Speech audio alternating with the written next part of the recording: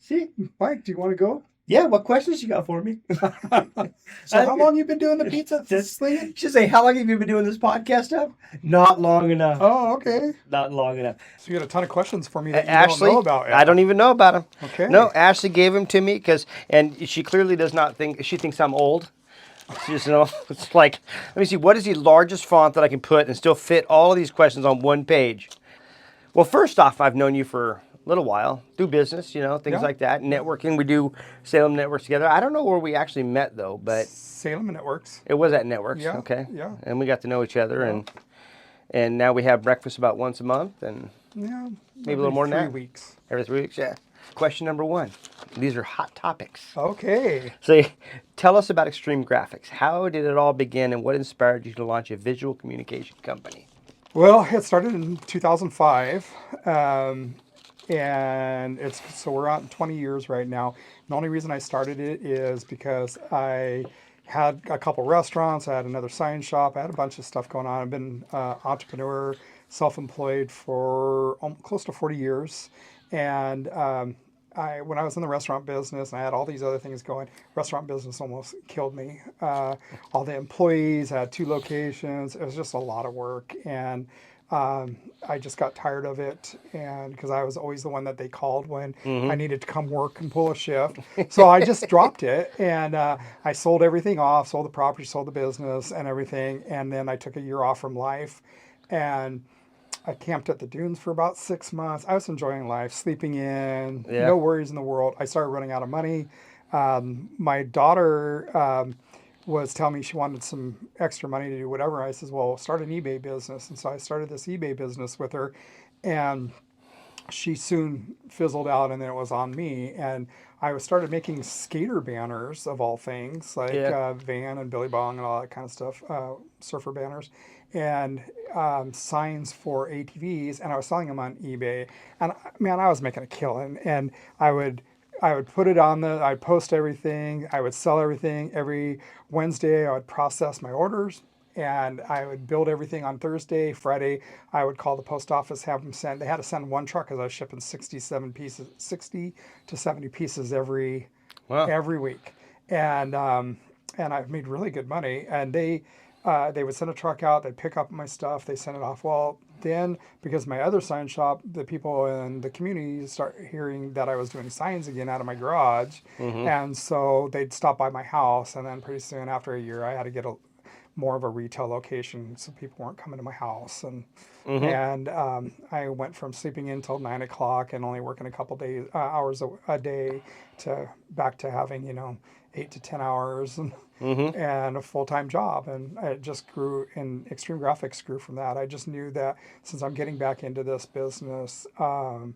going to take up the next level and make it top-notch business. And So I got a question that brings up an interesting question for me because it's like a lot of people ask me these types of questions and stuff, but the question is like, you know, um, it's always easier to see somebody else be successful. You always think they've got some innate mhm. ability, they've got this, or a lot of people think it's financial or whatever like that. But what is it? What is that element that gets you to like almost the freedom of thinking you're going to be successful no matter what you do? Like you getting into it, it's just starting to become successful. What is it that, because a lot of people talk about drive. I mean, there's a lot of reasons that people like to put down, but what is it, do you think? What is that magic bean that you have in your system that, let me back that up again. Magic bean. What the hell is a What magic is the bean? magic bean? Is that like those little things that No, you but I used to mean, I buy have no that idea. flip Like, around in a little you're going to box? end up growing into the clouds. But Uh, I'm trying to think of the word I'm looking for, but what is that thing I mean, you could put your, because you kind of see where I'm getting, like, are you what talking is it, about do you like think? what sparked me into? Well, just because you've been successful in many different applications. And so here you are going, hey, I got to do something. I started the eBay thing with my daughter, banner, that kind of stuff. And the next thing you know, it's growing into a bigger business and stuff. And so are you, a lot of it for me was, I know how to communicate with customers. Mm-hmm. And so when I communicate with customers, I grow from there. So for me, I always tell people it's customer service basically. Take care of your community takes care of you, Mm-hmm. but it's about communication. It's like you have to have a clear message on, which is kind of funny coming from me because I'm scattered all the time, but you have to have a clear message. And so I look at that and I think in your situation, because I did it in restaurants and they're eating, I can take care of them. But Right. it's a different industry. So the sign industry is like, how do you do that? Like, is it the need that you just happen to fill the perfect gap in the perfect situation, perfect time? Because it's not a new industry. It wasn't a new industry at that No, time. So what is that magic formula, I guess, in there? I mean, what do you think it is? I think there's a lot of pieces to that. I think it's very, there's a lot of things that you need to have to be successful, especially in the sign industry. And just like any business, you can't just open your door and expect people to come in the door. Yeah. And for me, my biggest drive is to help other people be successful, and so for me to grow the business, it's part of the customer relationship is really important in the business. My employees, my staff is very, very important to me because I spend so much time with them during the week and stuff. They spend more time around me and than they do their own family. And so I always want to have that good culture there. But I just think that helping other people be successful is just one of the biggest driving factors in growing the business that I've grown, because it's great to see people have their ideas written down on a napkin or in their brain, and I got to get it out. And and then we have a finished product. I used to get great satisfaction when I first started. I was doing all the graphic design, and then and you see it on a screen, and then you show them a piece of paper with it printed out on it, but they don't see their vehicle wrap until they drop their vehicle off. A week later, they come back and there's this huge, bigger than life vehicle that's got these really cool graphics on it. It is amazing when you do that. So, and that, I've had so many great responses from that. We wrapped a Dutch Brothers vehicle several years ago that was an award-winning wrap in the trade magazines, and the response from that lady was fantastic. She went over and pretty much jumped in my arms and was so excited, and that was like the most excited thing I've ever seen. But most people are so happy when the end result. So is it just you're bringing their concepts and their ideas to life, and Yeah. because a lot of times for me it's like I'm doing brakes in my car right now and I don't know how to do brakes, and having somebody do the brakes for me in front of me and kind of show me, it's like it's electric. It's like, oh my gosh, I just kind of imagine that you take some of these ideas and put color to them. Yeah. You have it done, and they're like, they probably can imagine, they see their vision coming to life right in front of you. Yeah, and the other thing is, a lot of times people see one thing, but they don't have it really put together yet. And that's part of our job in our sign business, or any sign business, our graphics business, is you have to take kind of what their thought process is and develop it into a final product. And sometimes it's a little difficult getting into people's heads because they don't really know what they want. And so I get great satisfaction out of doing that, and helping them out, helping them develop it, give them the right product that they need. Sometimes they think they need some really expensive sign, and they can do it with a less expensive sign, and we can get them into a better budget, because then I'm building a relationship with somebody. Because they're going to know that instead of selling them, a $5,000 sign, I was able to put them into something for $800-900. Yeah. And so it's part about building relationships. Well, too. I think long term, I hear that in your voice as well. It's like you're building them a relationship and things like that more than you are just trying to sell them a product. Yeah. You're like, okay, so what are your needs and things like this? And I think the magic sauce that I was talking about when I asked you the question was just, I think what happens is you kind of put yourself in their shoes or in their situation and say, how can I help this company get their message out there? And then you start providing your products in order for them to be able to bridge those gaps. But more than that, I think the magic is just the fact that you listen and you're willing to take all of their information in and help them organize it and set it out, and then take that to a place that makes them accomplish what they want to accomplish. And so I think that's probably the magic sauce. And I think that's across all industries is really kind of the same thing, that a lot of people do, but you'd be amazed at how many people miss the mark on those types of things. I see it all the time. With I do coaching too, and that's one of the things I teach other business owners: business etiquette Hmm. and stuff like that, and how to respect other businesses and stuff like that. And you would be surprised at how many people just don't understand or don't get that. They feel like everybody still owes them, and Yeah. it's really not that way. But I'm so far away from the traditional thinking. yeah, I instead of being so rigid, I'm the other side of the equation. So I have to have people reel me in yeah, because I get really excited about stuff and I want to just wrap my hands around the entire world and I want to help everybody and I want to do all that stuff. And people like say, hey, slow down a little bit, yeah, yep, because I want to do too much. And then that causes it all causes its own problems too, yeah. And so what I'm doing now is I'm refining the people I work with and to be able to accomplish things. And I feel like I can go a lot farther doing that than I can, by trying to do too many. I I align with that, Mike, because my employees have to reel me in all the time too, because I'll come in and I got a great new idea, great new product, or something a direction that we want to go in, and they're like, "Oh my God, here we go again!" And Yeah. and I'm like all excited about it, and I'm like, "Gotta check this out! Look at this!" And I think it's funny. It's like somebody blowing up a balloon, like get it. Oh, so they're filling me with all these great ideas, and I'm like, oh, we could do this, we could do that, and then they go, yep, business, yeah, that's just, and then they gotta yeah. settle down a little bit. Yeah, But so I'm a very uh, optimistic person, and so I have all these great ideas for the shop and things yeah, that we can do. And man, I probably should have kept a journal of all my ideas and yeah. stuff like that. Well, people ask me what my hardest job is right now. And it's been to not create chaos. Hmm. It's really difficult when you have so much passion for what you do that you want to do this, you want to do that, you want to do this. And, with us being in the franchising system now, you're working off somebody else's dime. You're Hmm. trying to get them to understand the philosophical approach to, all that stuff.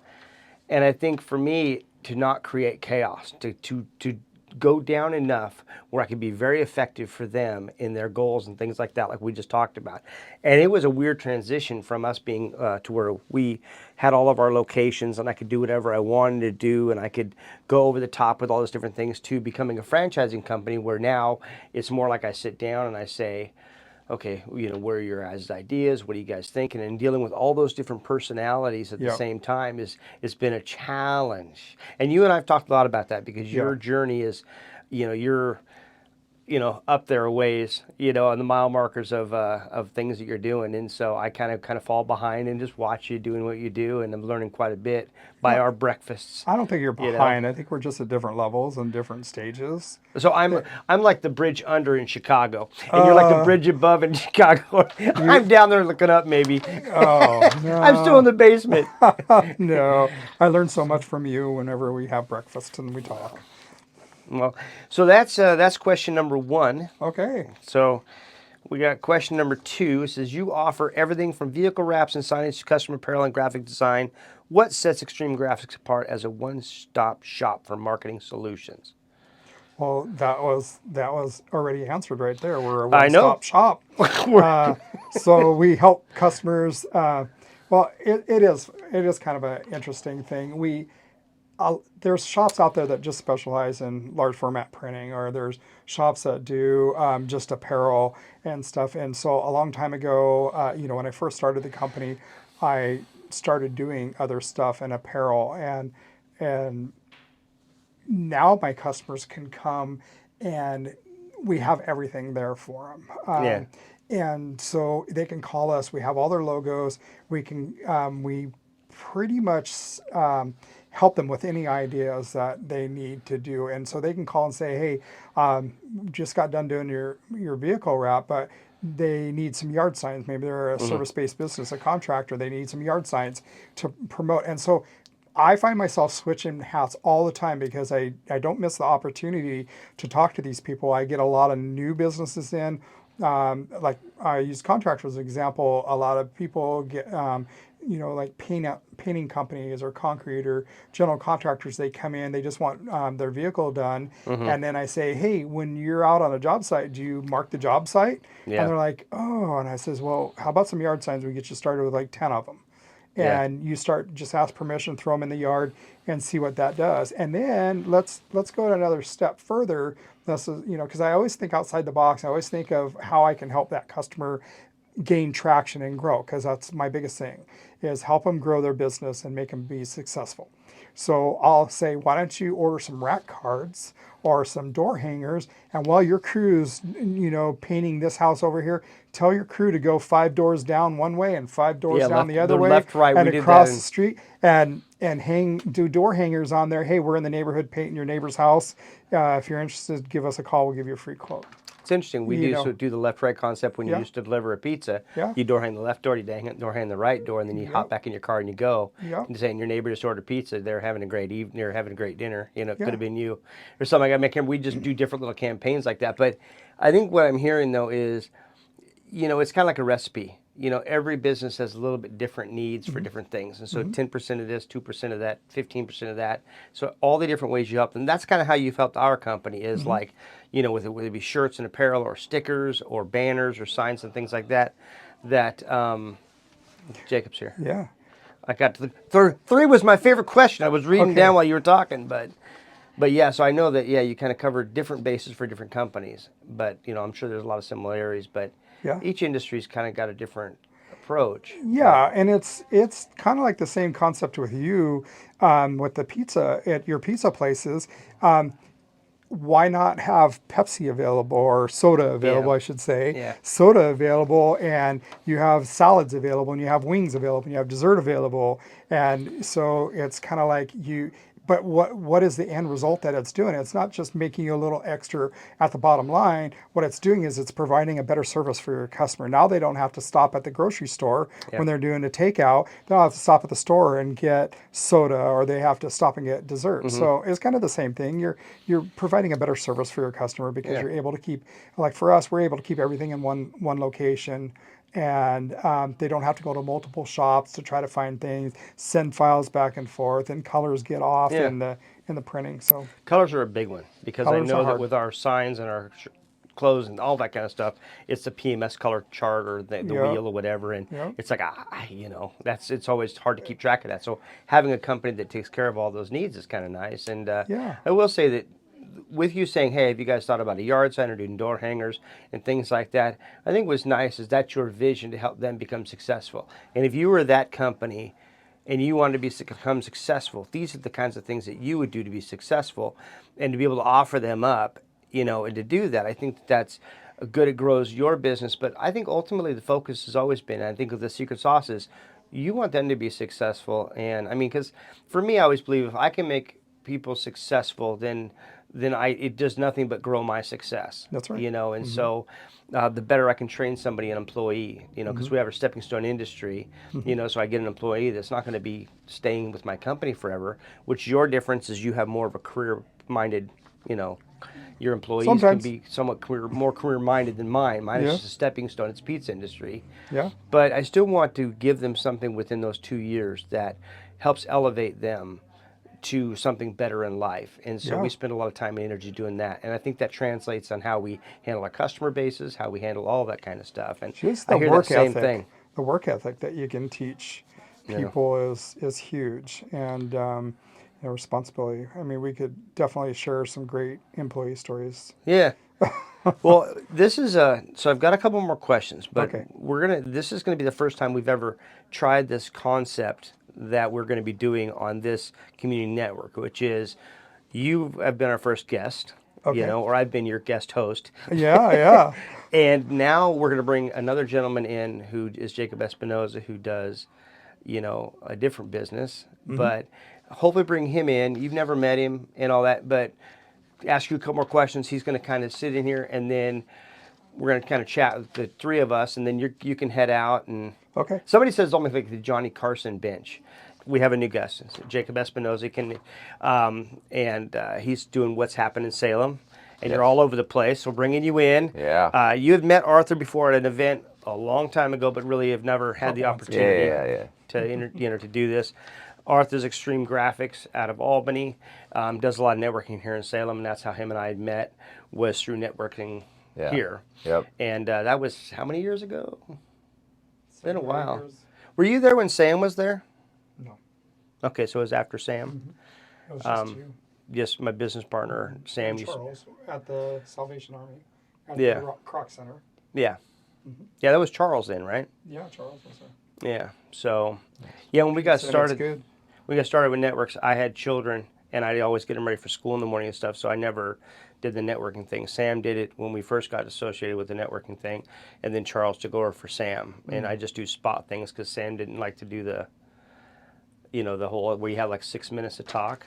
Yeah. So I'd step in and do this, Nice. which people were like, I feel like pizza's an easy sell though. Everybody's like, yeah, I do actually want pizza.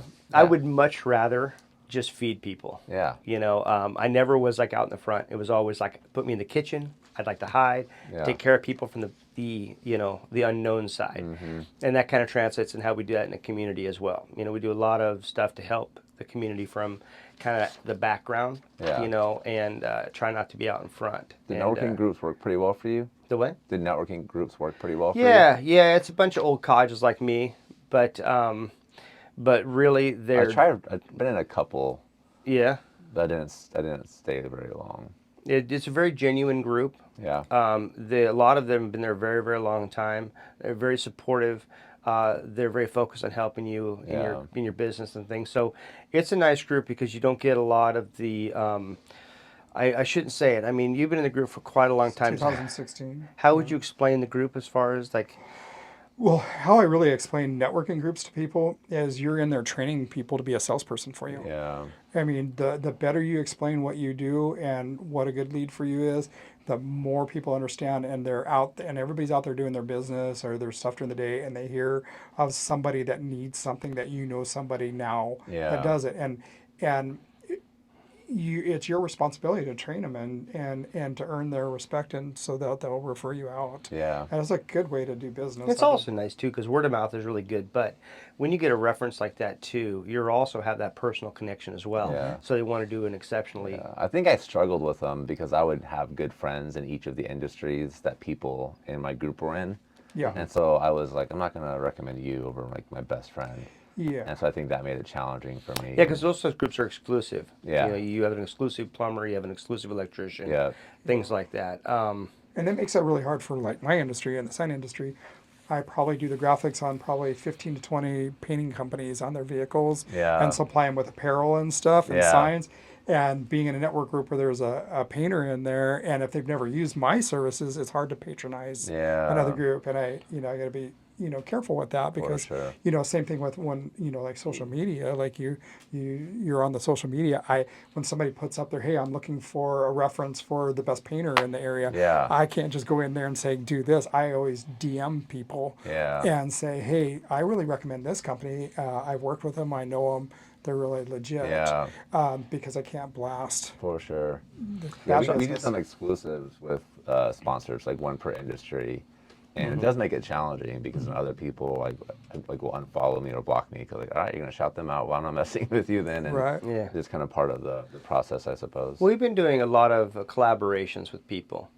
So instead of being like exclusive and things like that, we're building collaborations. And the reason we do that is because we basically are inviting our community and their community together. And I feel like Oddmos has a platform now. We have 4 locations here in Salem, plus we have 4 locations outside of Salem. And we do a lot of different community things. But a lot of the purpose for what we're doing even here is I really enjoy working with, getting to know somebody else's community. And so if I can do something for them to help them grow or be successful, Yeah. then I also am adding their family to my family. And so we kind of grow that way. We've had really nice collaborations with a variety of folks, and sometimes it fills a need, like we have we do kicking cancer stuff. And so our beer that we have Sandy Ann Brewing produce for us is our kicking cancer cans and things like that. And we have, I think, 7 versions now, and they have been able to highlight the different cancer that's affected people within our company and things like that, and then give back to the cancer to help grow their awareness and things like that. So it's kind of nice to network with different groups to be able to do that. And so I've got a couple questions for you real quick, and then Okay. I'm going to pelter you with questions. All right. I'll play patiently. I've got, you're these questions in the back here, they're all yours. All right. So over the last 15 years, what have been some of the most memorable projects or proudest community partnerships? I think one of the biggest ones two big ones that stick out. One customer is the Albany Parks and Rec Department. We have been sponsoring their events for a long time, and we help them. That's what I saw as an image, and we make their events really really nice looking, from all the professional banners and the stage banners and all the graphic design. The other thing that we do when we do events that have a lot of sponsors is we always make sure that we make sure that the logos are correct for their sponsors. There's when we would take Oh, over that is a big faux pas. we take over an event, they'll send us the graphics for the different logos for that have to be on the stuff, and I'll know, and we make sure that we have the correct logo, or the newest version, because I've been at events where I'm like, oh, that's the old Republic Service logo from 10 years ago. How did they get that on there?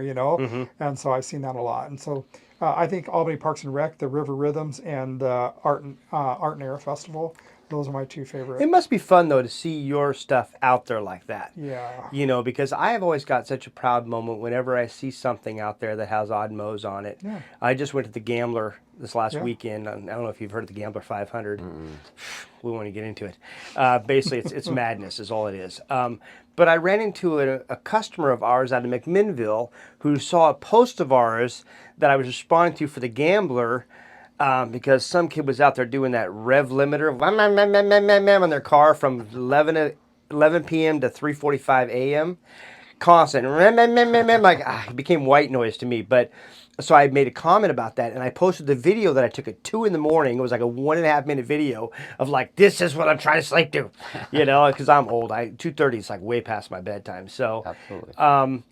and so the kid commented on it, and then we connected that way. And the next thing, now we're going to sponsor him for the Gambler next year. And it's like, how cool is that, having him have a customer out of one of our locations? Totally. Kind of like it's funny how you just bump into those connections, and it's interesting. I think the vehicle wraps for us is like the biggest thing that connects us to things, because whenever I come up to Salem, I see 5 or 6 vehicles that we have wrapped just being here, just to go across town. Or if I go up to Portland, I'll probably see 12 vehicles between Albany and Portland. It's become more we've just popular. been doing it for not vehicle wraps we've done. Yeah. Like, I mean, it's unbelievable, because you don't realize who it is, or it's not noticeable until it has a graphic on it. And especially if it's one that you've done, you see it and it really sticks out. So it's fantastic. It's a fun feeling to see the work. Do you get judgy? Oh yeah, I can spot crooked graphics a mile away. Somebody, they must put it on themselves. That's to drive you crazy because it's everywhere. It is everywhere. Yeah, it does drive me crazy. Crooked graphics drive me crazy. Okay, so I've got one more here. What's one piece of branding or design advice you give a local business owner who wants to stand out in today's market? That's a good one. I would suggest just being really unique and keep it simple. And follow the trend. Talk to a professional that's what they do. Because like right now in vehicle wraps, if you're in several different communities, putting your phone number for all the communities on the side of your vehicle, and putting a website on there, and all 20 services that you offer on the side of your vehicle, nobody pays attention to that crap. And so we're starting to talk people out of doing even phone numbers on their vehicle wraps. Put a website, put a QR code, done. And QR codes are nice, because we have 8 locations, and so QR code kind of covers all those bases. Everybody has a cell phone now, and like I look at a lot. They're driving, so they have their cell phone out already. Already, right? Yeah. And so and best thing to do, QR code on the back of your vehicle, and a website. Try to keep your name as simple as possible if you're going to do that, so people can remember who you are. And then when you do that, people, when they're looking for a product or a service, everybody Googles everything now. And so that's what they're going to do. Is they're going to head to Google first, or online, do an online search, and then whatever pops up, social media, your website, whatever, people are going to start vetting you, and then they're going to make that phone call from Google or Yeah. from your website. So keep it simple. Well, marketing has changed over the years Yeah. quite a bit. I mean, we used to be a big phone book. We used to put out Oh, a yeah. million flyers a year. Yep. And mail and direct mail and stuff. That includes, that because there's non-intrusive media and there's intrusive media and stuff like that. And it's really become more of a non-intrusive media platform nowadays with all the different social sites and things like that. And I am kind of a stone tablet and chisel guy, so I'm learning. Carrier pigeon. Pretty much. Yeah, like you give me and give me a blanket and a campfire, and I'm kind of comfortable. So, for you, you are in that world. You're immersed in the new, marketing and the new everything. Chronically and, online is how I describe it sometimes. what is it? Chronically online, like Yeah. to a detriment.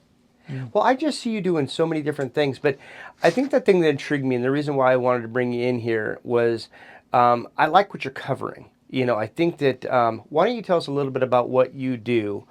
How I know how'd you get started and all that's going to be the basic stuff, but I mean, you really got into this, but there's a lot of people that get into it. A lot of people want to be influencers. A lot of people want to be, things like that. But then there's relevance, and I think that, I was talking to Arthur earlier just about what that magic sauce is, and I'm watching what you do and how you're doing it, and I kind of get that whole thing of like, wow, you really are connecting the dots, and I think people are starting to look at you as not just somebody that's getting popular.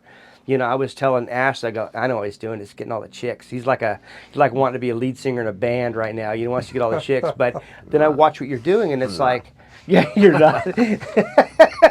And so, but I watch what you're doing, and I'm really impressed. And so I was just kind of curious, like, what made you want to start doing this? How it evolved? And then I got a curveball for you in a little bit. All but right. give us an idea of how that's transpired. Yeah, so a lot of my background is in content creation, and I studied journalism in college. I kind of got away from that as an adult for most of my career, but I think in Salem we just kind of had a huge gap in local media. We have our Salem Reporter, I think, does a really good job, but not a lot of people are willing to pay for news at any level. So we have this population, I think like nationally 12% of people say they'll pay for news. So you have 88% of any given community that's just going to be uninformed, or relying on like a Facebook post or like comments like informed about what's happening. And those are usually emotionally driven, and usually people are very negative online. And so I just wanted an opportunity to highlight the positive things that are happening. I think like restaurants are a great example. They'll usually have media coverage twice, when they open and when they close. And in between, you have this huge gap where nobody's talking about it. And so people will go to like the same 3 places. And I just want to highlight how much we actually have in Salem to do, and kind of help us change our narrative of how we talk about ourselves. Well, I'll tell you, a lot of the marketing out there, like you're talking about the open and close thing, it's just firework marketing. Yeah. It's like zzz, pop, Yeah. and then nothing. Yeah. And I think that, for us, it's just a constant, marketing, and things like that. And Arthur's really familiar with that as well. But with your all the different, but how are you connecting with people? I mean, because of the different social media platforms, but do you have a base for that? I mean, do you just try to cover all of them, or do you have like, how are you what are you targeting to do that? I think I understand your question. Our two main That's better than I do. our 2 main platforms, we have Instagram and we have newsletter, for our email newsletters. We have 10,000 subscribers on our newsletter. We're at 36,000 followers on our Instagram page. And I started out really highlighting the places that I was familiar with. But as I was posting more consistently, people started following, then they started telling me about the places that they liked.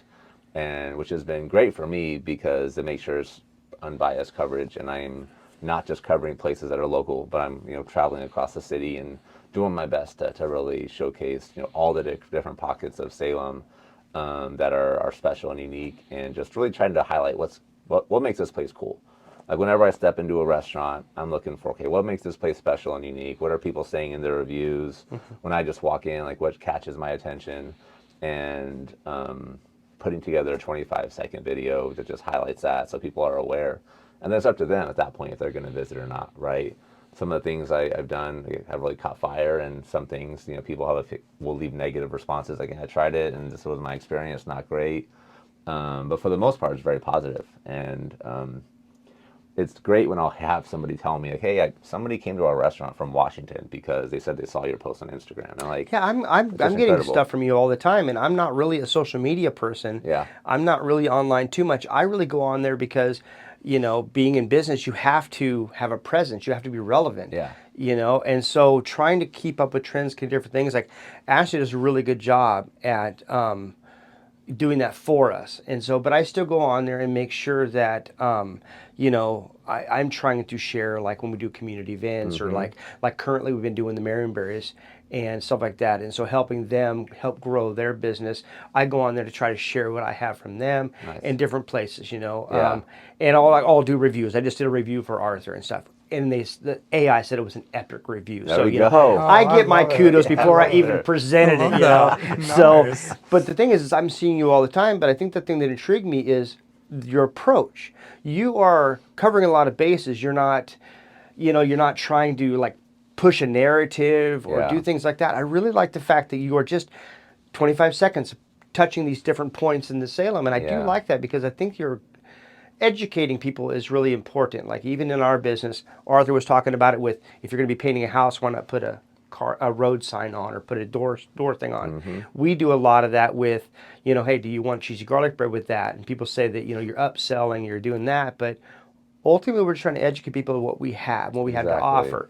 And so with what you're doing in Salem, it's kind of nice because you're just kind of going down the smorgasbord line, going, Yeah. have you checked this out? Have you checked that out? Have you done that? And I just think that I'm trying to figure out. I think that's really what has launched you. I think there's a few things. I think it's just me, just through trial and error, figuring out how to make engaging content on social media.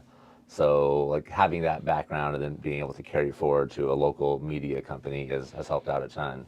The current trends right now are people want a face to connect with, So like if you have somebody like you get to know, you trust them, like you're probably like, they're commenting back and forth. You know what I mean? When they leave a comment, like I'm responding to people, so there's kind of a relationship that's being formed there. But I also, to your point, like don't my agenda is highlighting Salem. I'm not like left or right at all. When I do have somebody like Daniel Bethel on the podcast, I'll have people on the left that are like screaming at me. When I have somebody like Andrea Salinas on, I'll have people on the right that are screaming at me.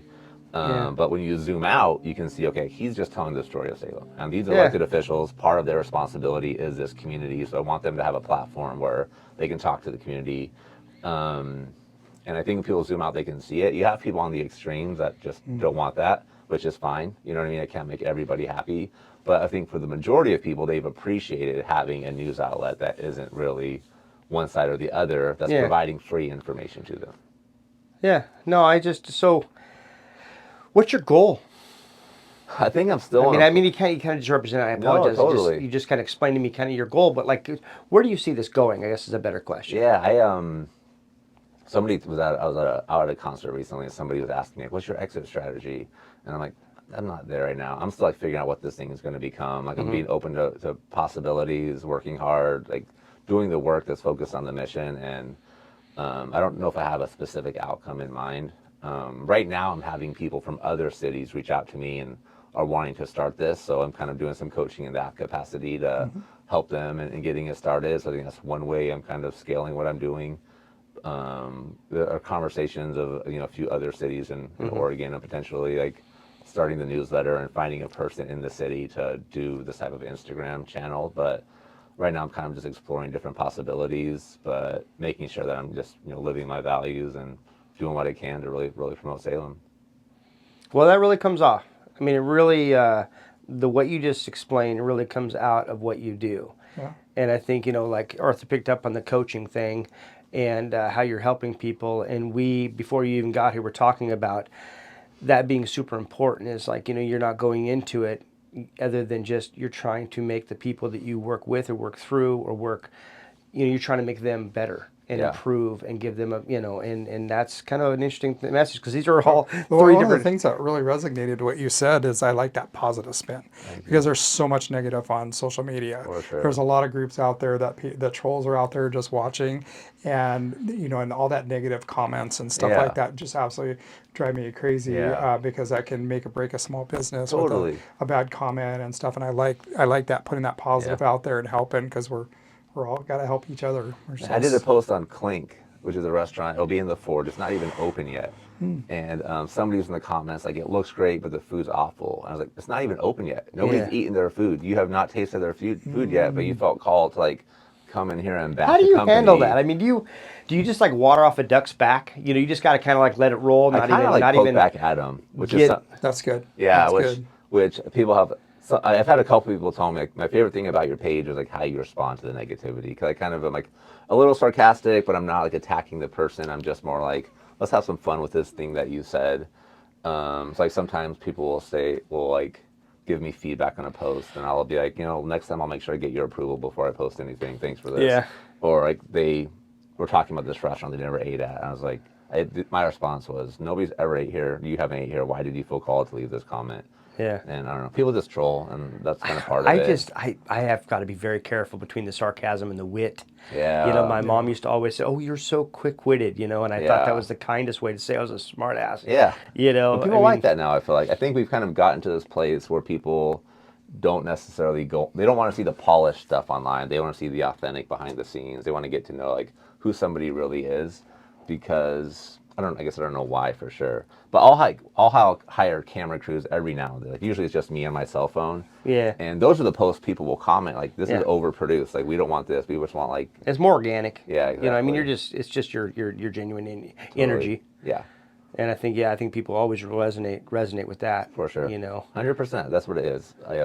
Social media content, it really is just like energy transfer. If you're excited, you're having fun, like it carries through on what you're doing, and I think it makes the content a lot more engaging. Absolutely. As opposed to if it's like so thought out, you're overthinking it, and like I don't know, it's fun. I think the what I like about social media is that you're really encouraged to try a lot of things and fail. It's better to like post something if you're not sure and see what happens with it, because that could be the thing that takes off. I had a 1-second clip where it's just like me looking at the camera, and there's this Instagram like trend that was happening, and the caption was me whenever I see someone from Salem that doesn't follow what's happening Salem. And I was like, this is so stupid, I shouldn't post this. But I posted it, and it ended up being like my biggest piece of content ever. I got like 10,000 followers from this one post. It took me from like 10,000 to 20,000 in like less than 2 weeks. It was wild. And I almost didn't post it. You know what I mean? Yeah. And so I think we're just like in a place where it's better to just hit publish and see what the audience decides is good. Well, Yeah. I hear that a lot with social media, is just put it out there. exactly. What's the worst that's going to happen? 100%. Yeah. Yeah. Well, I think again that comes back to that approach, though. You're being genuine. It's almost like things that if you always tell the truth, you don't have to really worry about what you say. 100%. And Yeah. because in this world nowadays, everybody is so hypersensitive about every little thing. People are almost too cautious to get that. Then it becomes canned, Yeah. or it becomes glossed over, or filtered, and things Yeah. like that. And so I like the raw nature of it, but you got to be able to take the hits. Exactly. Have People are you- going to be mad for sure. Have you? So you've said that one post really kind of launched you in some. Have you Yeah. had some pullbacks? Have you had some Totally. like? Ooh, Yeah, I think like People two didn't come like up, that. Two that come up recently is I did a post that was about a Christian event that was coming up. yeah. I did a post that included a gay pride parade. There's a couple of different like pride events that were in it. And on the Christian event, I had people that don't support that type of perspective unfollowing you. Why are you posting this content?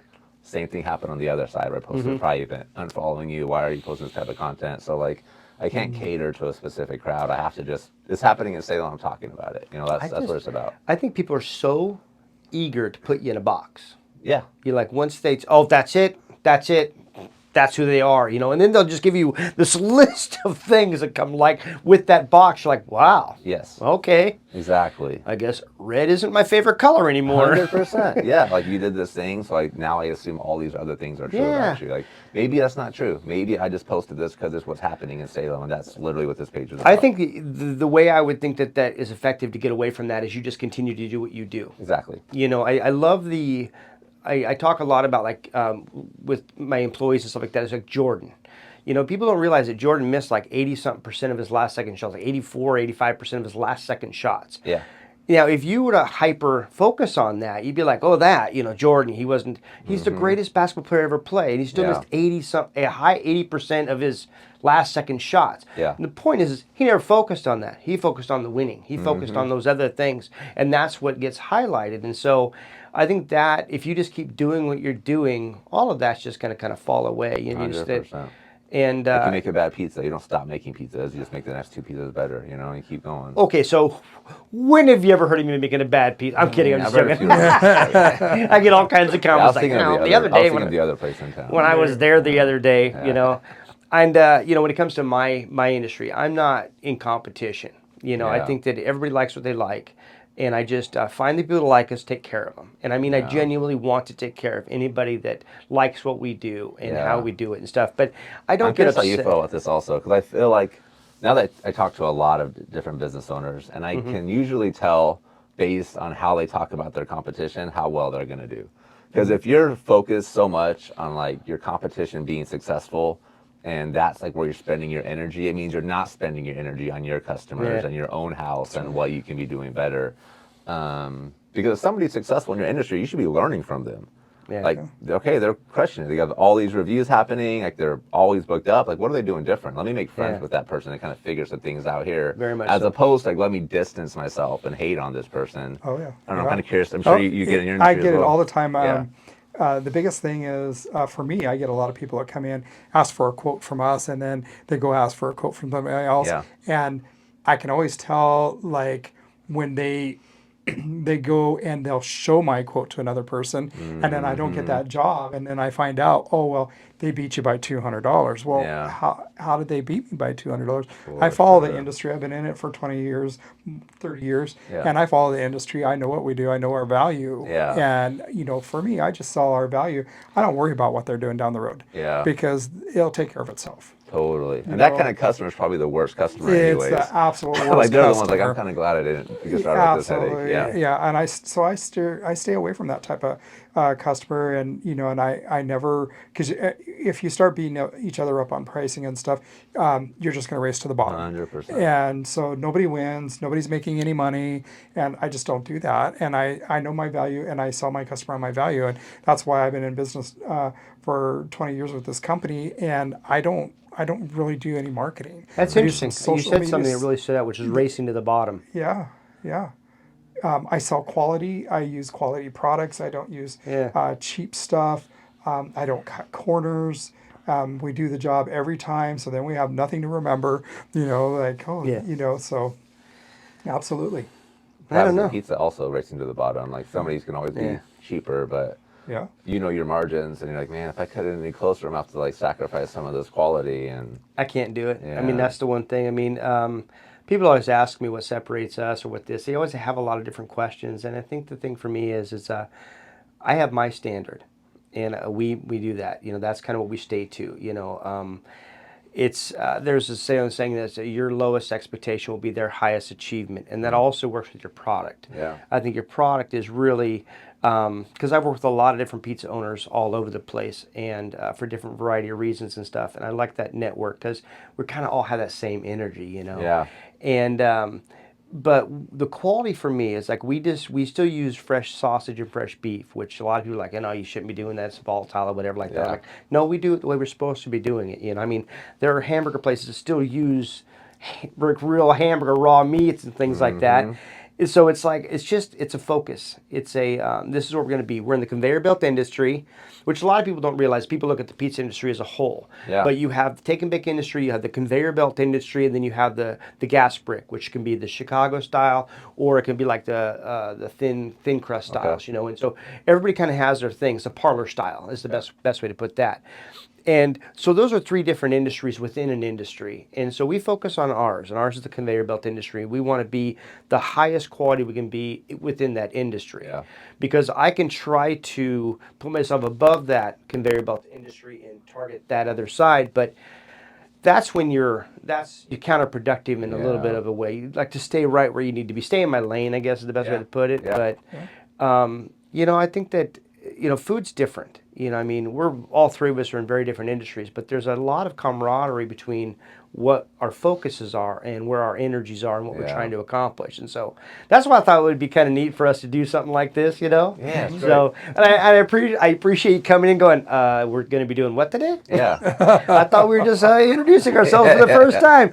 But no, it's I'm a butterfly chaser, and I'm the same way, for sure. and I really have a lot of, like I said, I've got great people around me that really keep me in line, but they understand kind of what I do, but my heart's in the right place. Yeah. And I believe listening to what you do out there, I think that's what really hit me was like, you're just genuine. You're human. You're real. You're tall. Good Lord, I can't believe how tall you are. Because, in the videos, it's not like you're like, hey, I just want to lay. For sure. Can you hold this out there, Yeah. It's like... That's why he makes the best selfie videos. Yeah. Because he has those long arms. I actually have short arms for my height. Like, Really? Yeah, like T-Rex arms. I can barely put my hands in my pockets.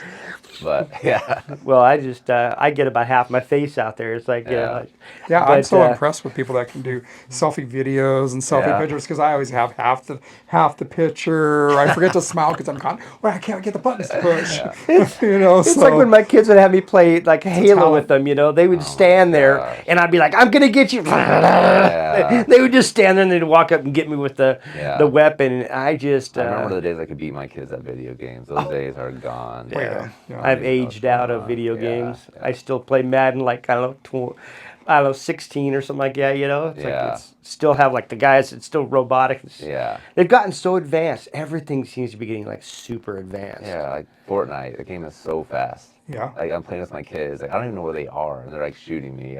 Like how is this fun for you guys? It's just like target practice. I know, I'm like a sacrificial lamb whenever I play those games. It's terrible. Yeah, they call me a free kill. Like awesome. Is that what they say? I stopped playing with my kids because I just so frustrating. Exactly. But so how many kids do you have? I have two. They're 5th and 7th grade.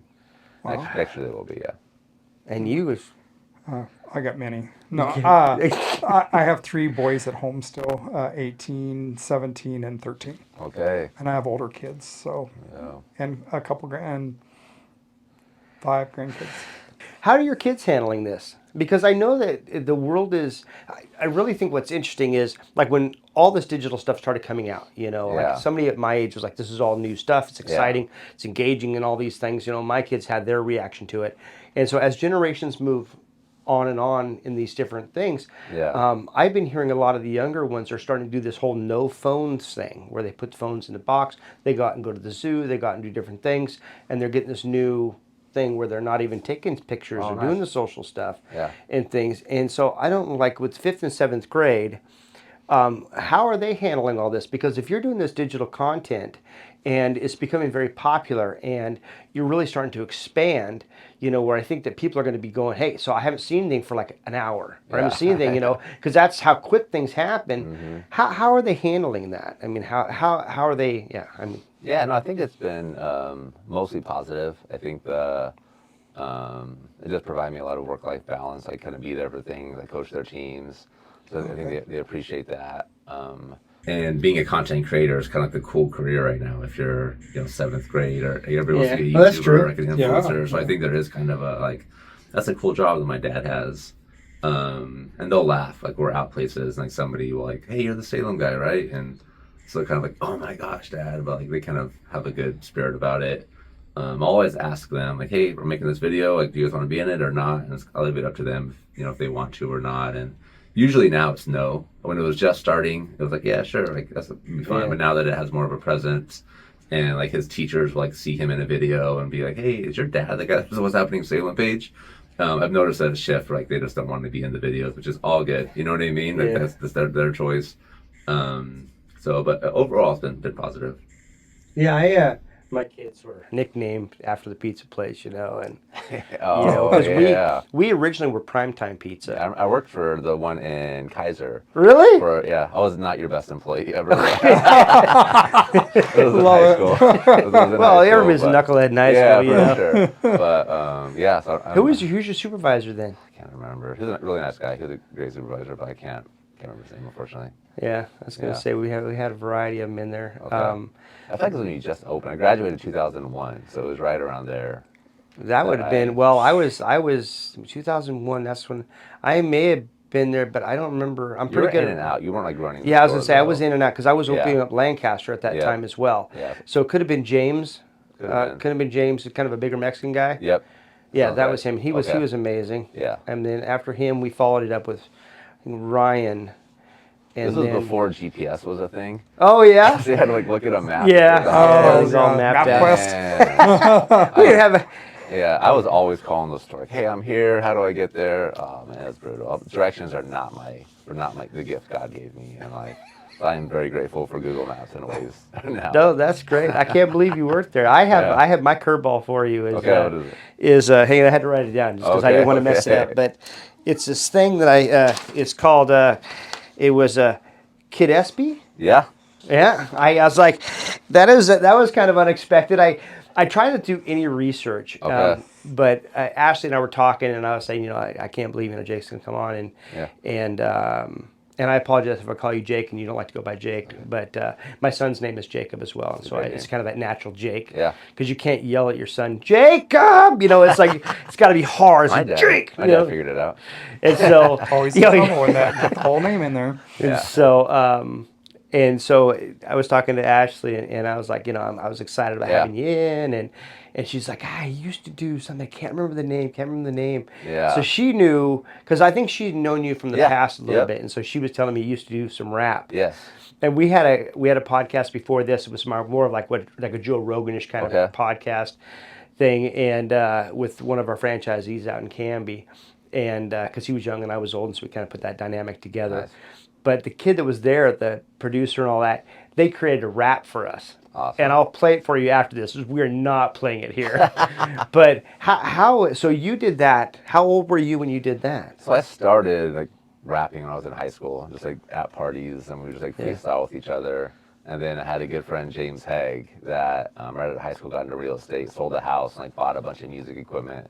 Yeah. And so we started like making songs together and like recording, and I just kept going with it. Yeah. It was something that was a lot of fun for me creating. And I probably had like 5 albums out. I was touring up and down the West Coast. Wow. So like I was like, yeah, there was a point where I was like, all right, this could be something. It was back in MySpace days. And my first like viral moment I had on the internet, I wrote this song about Oregon called Oregon Homeboy. You can still find the video on YouTube. It's like the one song that still exists online. I took everything else off of Spotify. But it went like crazy. I had all my songs at that point had like 500 listens or like maybe 1,000, and I'd be really happy about that. This one had like 250,000 listens. It was like, I was like, I made it. I'm in. I'm going to be a rapper. Like this is my thing. And then I never had that kind of moment ever again. But I had a lot of fun. Met some great people. And Yeah, that's really cool. That's neat to have really that. cool, as yeah. on like, kind of that. I look at it a little differently. I think that, it's nice to see people go out there and just expand or try stuff, Yeah. and have the confidence and the swagger, I guess, to be able to do those kinds of things. So I really am impressed with people that do that, because it's hard. You take hits. And you got to, you got to be willing to embarrass yourself. You got to be willing to get out there and I do was those. so good at embarrassing myself. For sure. That's why you're doing so good on Exactly, your social, man. 100%. It doesn't care. It really doesn't matter what anybody else thinks. Exactly. So we do. I always tell people I broke the world indoor record for running into walls and Nice. getting back Yeah. up. Yeah. And you have to be that way. Absolutely. And so when I heard that, well, my first thing was I kind of chuckled, because I look at some of the stuff when I was younger that I did, that I kind of go, ish, I was young, and I like to refer to that as youthful enthusiasm, because we deal with nothing but kids at the job site, Yep. as you were part of Yeah. that, Yeah. I love how you right out of the gate say, I was a terrible employee. I love it, couldn't find anything, but the pizza industry is it's a fun stepping stone, and a lot of people that I talk to that were younger that worked at a pizza place, it's always like one of their favorite things that they did. Yeah. And I love that. I think that's why I really like the industry too, because when I was a kid, I worked for Domino's Pizza, and I was a driver. It was probably one of my favorite jobs I ever had, because it was just, I don't know, it's just different back then, I think. But Yeah. I still talk to people today that do that, and it's really still that fun job. It is funny how things have changed, because Domino's Pizza, along the years, have changed. They made a little adjustments, and people are always, I can't believe they do that. But, You know, if you're that big of a company and you got like you just alter your flavor profile just a tad, Yeah. and you take that across the board, I mean, it really makes a big difference. And that's the one thing, if we grow and as we grow, that has been the challenge is like, listen, I don't ever want to step away from the quality we have. And fortunately, we haven't. We've always just improved. Like we'll get a Yeah. better chicken or we'll do Yeah. this stuff. So we've always tried to elevate, use our buying power to get a more quality product because then our buying power for the food can bring that price down to where we were at before. So Yeah. Yeah. our prices normally don't, like we don't try to chop it down. Yeah. We try to grow a little bit and get that part. But I like it. I think that's an advantage. I don't think enough small, medium-sized businesses really take advantage of what an advantage it is to be small, because you can if something costs you $10,000 to experiment with and try, it's going to cost Domino's $10 million. So they can't do it. But you have the advantage. Like, let me just try some stuff. Let me just be a little weird. Even if it doesn't work, it'll hopefully get people talking. We'll try some of my other products. And I think people like taking pictures and sharing weird stuff also. So it's like something that's like extravagant and big, that's like almost made, like manufactured to be a marketing tool that people will take a picture of and share with their friends. I feel like there's a lot of room for that. Yeah, you know, I think that's one place we could really improve on as far as like being a little bit more nimble and trying some different things. My Hormel person's always like LTO. You got to do an LTO. You know, is that? it's his favorite acronym. It's limited time offer. Yeah. He goes, oh, you got to do the LTO. I'm like, It's a lot of work, though, for it's a sure. marketing nightmare for me. It's Yeah. like we do flyers in bulk because we try to save our money on that. And so, Yeah. but now with the digital stuff, I'm really learning that, Exactly. because we've added some desserts. We've been talking with Michelle Ashlie. She's going to make a Samoa's bar. Oh, no way. That'll be fun. So we're gonna, yeah, I know it's kind of whatever, but we can do What different kind of things bar like will that. it be? It's like a s'mores, Oh, but a just s'mores s'mores. bar. Okay, yeah, I like So the it's idea now. yeah, it's a stretch. Yeah. But we're gonna play around, but we can do those types of things. But I get nervous about trying to do that kind of stuff. I like to Yeah. stay within kind of our grid line and not Yeah. get too silly. Yeah. And because we have to be able to execute it well. And Yeah. as you are 8 stores, even though you can be more nimble and you can do these things, it's hard to execute that. And Yeah. with all the digital stuff now, like if we do one change, we got to change it on this platform and that platform and this platform and that platform, and it's just a lot. It's kind of it's just a different world. Yeah. But we can still get away with it. But I wonder, yeah, because we've done some different things. Hertz Twice. I don't know if you've ever heard of our hot sauce. Oh yeah. Yeah, we do a does. Hertz Twice hot sauce, which was something. That's what I like to do, where you bring something in. Yeah. We're going to be working with Hitch. I don't know if you're familiar Yeah. with Hitch hot sauce. Yeah. Yeah, Matt Kubris. He's it. awesome. We're going to bring his sauce in, his buffalo. I was trying to try a chicken sandwich at the Volcanoes game because they have a chicken sandwich there, but they were out of it next time. Yeah, I got the. Yeah, so because That's awesome. so I love that. so that's how we've kind of expanded how we've done That'll be a pizza or that'll be the wings? wings. Yeah. Yeah, so we're going to kind of expand our wing line a little bit, and Yeah. we're at a point right now where if we do anything more, it's going to become like a Chinese menu. If we bring something in, we got to kick something else out, Clarity's king. You talked about it earlier, right? Just like clear as kind. well, I never said I would be Pizza Hut. They've got, I'm saying it again, Pizza Hut. They had like 8 different crusts and 6 different sauces. I go, I am never going to be that guy. Yeah. And look at us now. Yep. I've got how many different sauces, because Yeah. if we run into something like, oh my gosh, like our Bull Rider's got the Chipotle lime barbecue sauce with pineapple sausage, breakfast bacon, and Yeah. oh my, and What are the most chicken. popular? Pepperoni and cheese, or is it? Pepperoni goes on about 75% of every pizza out there. Yeah. Our combos probably are, because everybody says, well, give me a combo. So that's kind of like the base default. Okay. But once people start getting to know our products and things like that, they kind of filter out into some different things. But what makes it more of a variety for us is we do gluten-free. We have a pretty big gluten-free line.